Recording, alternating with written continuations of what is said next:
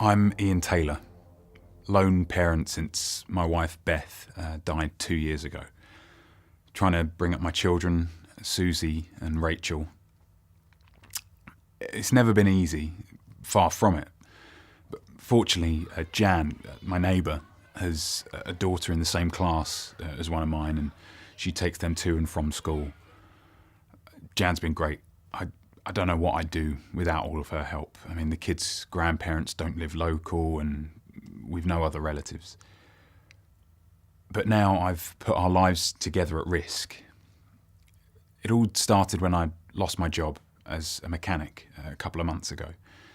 I messed up on a car's service and the boss was not happy. Come on, Ian. I've overlooked loads of things you've done wrong or ain't done it all since Beth died. Can't go on forever. I'm trying to run a business here. Yeah, but not very well, eh, Don? I said stupidly, without thinking. And obviously that didn't go down very well. If that's your attitude, Ian, then it's time we parted. I know you've got to look after the kids, but you come in late and you leave early. I've given you plenty of warnings. You paid up until the end of the month, so that covers more than the notice I need to give you. I'm sorry, but don't come in tomorrow, or ever again. If you need a reference in the future, I'll have to see what I can do. That night, Jan had the kids for a sleepover at her house.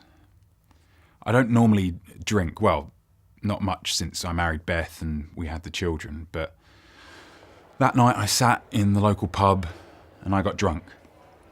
I just didn't know what I was going to do without a job. And I've never signed on the dole. And I've only been in trouble with the police once before. It was on my 21st birthday. I got done for threatening words and behaviour. Just some stupid argument outside a nightclub when the bouncer wouldn't let us in. As far as I remember, I was fined. Anyway, when the barman refused me any more to drink, I left the pub and I had to pass the garage on the way home. I stopped and in anger, I kicked the door. I was amazed when it just fell open. And I wandered into the office. I knew I shouldn't be there, but I was just eaten up with hatred for Don. And the idiot had left his posh new coat on the hook. I don't know why, but I went through it. I took his mobile and his wallet, and then I did something I never thought I'd do in my life. I threw the coat on the floor and pissed all over it. It was my way of getting back at him. But I knew I shouldn't be doing any of it. Even taking the toolbox was just on impulse. And then the next morning, the police came to my house. They got me out of bed and it all came flooding back to me. I fully cooperated with them. When they interviewed me, I told them everything. I wrote to Don to say how sorry I was, and I paid for his coat and the door to be fixed. He got back his phone, his wallet with all his money in it, and all his tools in their box. The first time I appeared in the magistrate's court, I pleaded guilty.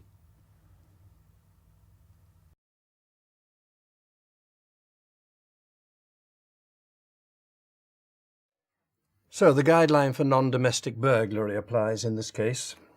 We'll have to take the usual steps, although the 9th is irrelevant as Taylor's been on unconditional bail. Okay, step 1. I'd say it's